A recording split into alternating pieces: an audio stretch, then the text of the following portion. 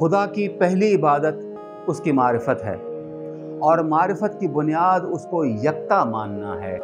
نظام توحید صفات کی نفی میں پوشیدہ ہے، اس لیے کہ عقول یہ گواہی دیتی ہیں کہ ہر صفت اور موصوف مخلوق ہے۔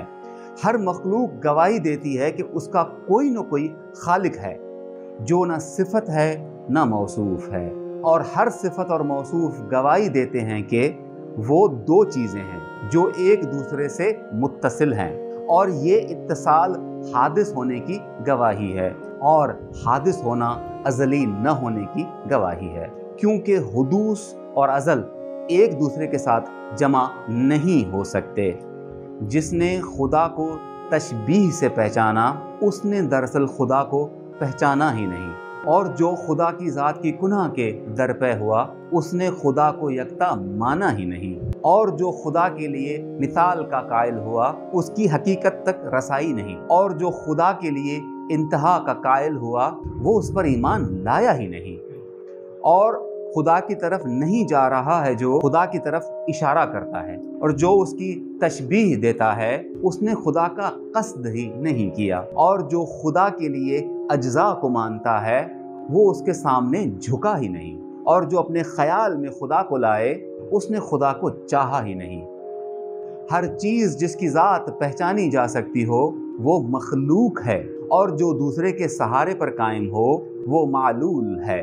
مخلوق کے ذریعے اس کے وجود کا استدلال کیا جاتا ہے، اور عقول کے ذریعے اس کی معرفت تک پہنچا جا سکتا ہے، اور اس کی حجت فطرت سے ثابت ہوتی ہے۔ مخلوق کی دست خدا سے پیدائش اس کے اور مخلوق کے درمیان حجاب ہے۔ چیزوں کی متنوع تخلیق بتاتی ہے کہ خدا ان کی موجودیت سے جدا ہے۔ خدا نے لوگوں کی ابتدا مقرر کی تو یہ اس بات کی دلیل ہے کہ خدا کے لیے کوئی ابتدا نہیں ہے، کیونکہ جس کی بھی ابتدا ہو اور جو مخلوق ہو دوسرے کے لیے ابتدا مقرر نہیں کر سکتا۔ مختلف تراکیب کی تخلیق اس بات کی دلیل ہے کہ وہ مرکب نہیں ہے، کیونکہ تراکیب اس امر کی گواہ ہیں کہ ترکیب رکھنے والی مخلوق محتاج ہے۔ اس کے اسماء اس کی ذات کی تعبیر اس کے افعال اس کی تفہیم ہیں۔ اس کی ذات حقیقت رہی ہے اور اس کی حقیقت اس کی مخلوق سے امتیاز میں مضمر ہے، اور یہ امتیاز غیر اللہ کے لیے محدودیت کی علامت ہے۔ جو خدا کے لیے وصف تلاش کرتا ہے وہ اس کو پہچانتا نہیں، اور جو خدا کے لیے شبیہ تلاش کرتا ہے وہ اس سے لا تعلق ہو جاتا ہے، اور جو خدا کی کنہ ذات کو تلاش کرتا ہے وہ غلطی کھا جاتا ہے، اور جو کہتا ہے کہ خدا کیسا ہے وہ اس کے لیے تشبیہ قرار دیتا ہے، اور جو کہتا ہے کہ خدا کس لیے ہے وہ خدا کو معلول جانتا ہے، اور جو کہتا ہے کہ کس میں ہے وہ خدا کو دوسری چیز میں سمایا ہوا سمجھتا ہے، اور جو کہتا ہے کہ کس طرف ہے وہ خدا کے لیے انتہا کا قائل ہے، اور جو کہے کب تک وہ خدا کے لیے غایت متعین کرتا ہے، اور جو خدا کے لیے غایت متعین کرتا ہے وہ اسے باقی موجودات سے تشبیہ دیتا ہے، اور جو ایسا کرتا ہے وہ خدا کے لیے اجزاء کا قائل ہے، اور جو خدا کے لیے اجزاء کا قائل ہے اس نے خدا کی توصیف کی، اور جو خدا کی توصیف کرے وہ خدا کو پہچانتا ہی نہیں۔ مخلوق کا تغیر خدا کو متغیر نہیں کر سکتا، اور محدود کی محدودیت خدا کو محدود نہیں کر سکتی۔ وہ واحد ہے مگر بلحاظ عدد نہیں، وہ ظاہر ہے مگر بلحاظ صورت نہیں، وہ آشکار ہے مگر بلحاظ رویت نہیں، وہ مخفی ہے مگر بلحاظ ترک مکان نہیں، وہ جدا ہے مگر بلحاظ مسافت نہیں، وہ نزدیک ہے مگر فاصلہ کم کرنے کے لحاظ سے نہیں، وہ لطیف ہے مگر بلحاظ جسم نہیں، وہ موجود ہے مگر عدم کے بعد نہیں، وہ افعال سر انجام دیتا ہے مگر مجبور ہو کر نہیں، وہ اندازہ لگاتا ہے مگر سوچ کر نہیں، وہ تدبیر کرتا ہے مگر متحرک ہو کر نہیں، وہ ارادہ کرتا ہے مگر برانگیختہ ہو کر نہیں، وہ چاہتا ہے مگر بغیر تحرک کے، وہ درک کرتا ہے مگر بغیر حواس کے، وہ سنتا ہے مگر بغیر کان کے، وہ دیکھتا ہے مگر بغیر حاسۂ چشم کے۔ خدا کے لیے زمان اور مکان نہیں ہوتا، غفلتیں اس پر طاری نہیں ہوتی،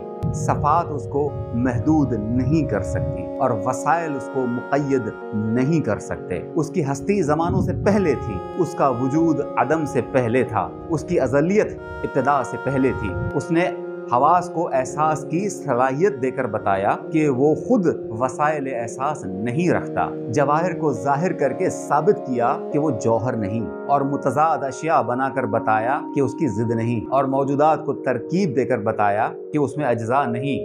نور کو ظلمت کا، ظہور کو خفا کا، خشک کو تر کا، سردی کو گرمی کا متضاد قرار دیا، اور مخالف اشیاء کے درمیان یگانگت رکھی، اور نزدیک اشیاء میں فاصلہ رکھا۔ فاصلے رکھنے والے کی ذات پر اور یکجائی کرنے والے کی ذات پر اور یکجا کرنے والے کی ذات پر دلالت کرتی ہے۔ اللہ تعالیٰ فرماتا ہے وَمِن كُلِّ شَيْءٍ خَلَقْنَا زَوْجَيْنِ لَعَلَّكُمْ تَذَكَّرُونَ، اور ہم نے ہر چیز کے جوڑے بنائے تاکہ تم سوچو سمجھو۔ اس طرح خدا نے قبل اور بعد میں جدائی ڈالی تاکہ معلوم ہو سکے خدا کے لیے قبل اور بعد نہیں۔ اشیاء کی مختلف طبائع اس امر کی دلیل ہیں کہ ان طبائع کا خالق خود طبیعت سے پاک ہے۔ اشیاء کا اختلاف ثابت کرتا ہے کہ اس اختلاف کو پیدا کرنے والے میں اختلاف اور تغیر نہیں پایا جاتا۔ وقت کا پیدا ہونا دلیل ہے کہ وقت کا خالق وقت کی قید سے آزاد ہے۔ اس نے بعض اشیاء کو مخفی رکھا ہے تاکہ معلوم ہو سکے کہ اس کے اور اس کی مخلوقات کے درمیان کوئی حجاب نہیں۔ جب کوئی پرورش پانے والا نہ تھا تب بھی وہ پروردگار تھا، اور جب کوئی مخلوق نہ تھی تب بھی وہ خالق تھا، اور جب کوئی سنائی دینے والی آواز نہ تھی تب بھی وہ حقیقت سماعت کا مالک تھا۔ مخلوق کی تخلیق کی وجہ سے وہ خالق نہیں ہے، اور لفظ منذ حرف ماضی نے اسے مخفی نہیں کیا، اور لفظ قد نزدیک نے اسے قریب نہیں کیا، اور لفظ لعل شاید نے کوئی چیز مخفی نہیں کی، اور لفظ متا کب نے اس کے لیے وقت مقرر نہیں کیا، اور لفظ ہینا جب نے اس کے شامل حال نہیں ہوا، اور لفظ ما ساتھ نے اسے کسی چیز کا قریب نہیں بنایا۔ وسائل نے اپنے آپ کو محدود کیا ہوا ہے، اسباب اپنے نظائر کی طرف اشارہ کر رہے ہیں اور ان کی فعالیت اشیاء میں ہے۔ حرف منذ اشیاء کی قدامت سے مانے ہے، اور حرف قد نے انہیں ازلیت سے روک دیا ہے، اور حرف لولا اگر نہ ہوتا نے انہیں کامل ہونے سے ہٹا دیا۔ اشیاء ایک دوسرے سے جدا ہیں، ان کی جدائی جدا کرنے والے پر دلالت کر رہی ہے، اور اشیاء ایک دوسرے سے متفاوت ہیں، اور ان کا تفاوت انہیں علیحدہ کرنے والے پر دلالت کر رہا ہے۔ اشیاء کا خالق عقول کے لیے ظاہر ہوا ہے، لیکن اس کے باوجود وہ رویت سے مخفی ہے۔ اوہام کی بازگشت اسی کی طرف اور ہر چیز سے اس کا مختلف ہونا ان میں ثابت ہے۔ ان سے دلیل حاصل ہوتی ہے اور ان کے ذریعے اقرار کی پہچان ہوتی ہے۔ خدا پر ایمان کا عقیدہ وسیلہ عقول سے ہے اور ایمان کی تکمیل اقرار سے ہوتی ہے۔ اگر دینداری ہے تو اس کی معرفت کے بعد ہے۔ معرفت وہی قابل قبول ہے جس کے ساتھ اخلاص ہو۔ اخلاص تشبیہ کے ساتھ سازگار نہیں ہے۔ اگر ہم صفات کا اس بات کریں تو تشبیہ کی نفی نہیں ہو سکے گی، لہٰذا جو کچھ خالق میں ہے وہ مخلوق میں نہیں ہے، اور مخلوق کے لیے جو چیز ممکن ہو وہ خالق کے لیے امکان پذیر نہیں ہوگی۔ خدا کے لیے نہ تو حرکت کا لفظ صادق آتا ہے نہ سکون کا، نہ کسی چیز کو اس پر کیفیت اس طرح سے منطبق کیا جا سکتا ہے کیونکہ اس نے اسے پیدا کیا ہے۔ کوئی چیز اس پر کیسے صادق آ سکتی ہے جبکہ اسی نے اس چیز کا آغاز کیا ہے؟ اور اگر ایسا ہو تو اس کی ذات میں تغیر پیدا ہوگا اور اس کی حقیقت تجزیہ پذیر قرار پائے گی اور وہ ازلی نہیں رہے گا، اور خالق کا مفہوم مخلوق میں بدل جائے گا۔ اور اگر خدا کی انتہا کے لیے کوئی حد مقرر کی جائے تو اس کی اولیت کے لیے بھی حد مقرر کرنا پڑے گی، تو اس کی اولیت کے لیے بھی حد مقرر کرنا پڑے گی، اور اس کے کامل ہونے کی توقع کی جائے تو اس میں نقص کو بھی تسلیم کرنا پڑے گا۔ اور وہ ازلیت کے شائع نشان کیسے ہو سکتا ہے جو حادث سے ممتنع نہ ہو؟ اور جس چیز کے متعلق ایجاد ہونے کا امکان پایا جائے وہ اشیاء کو ایجاد کیسے کر سکتا ہے؟ اور اس صورت میں تو اس میں مصنوع کی علامت پائی جائے گی اور وہ خود دلیل میں تبدیل ہو جائے گا۔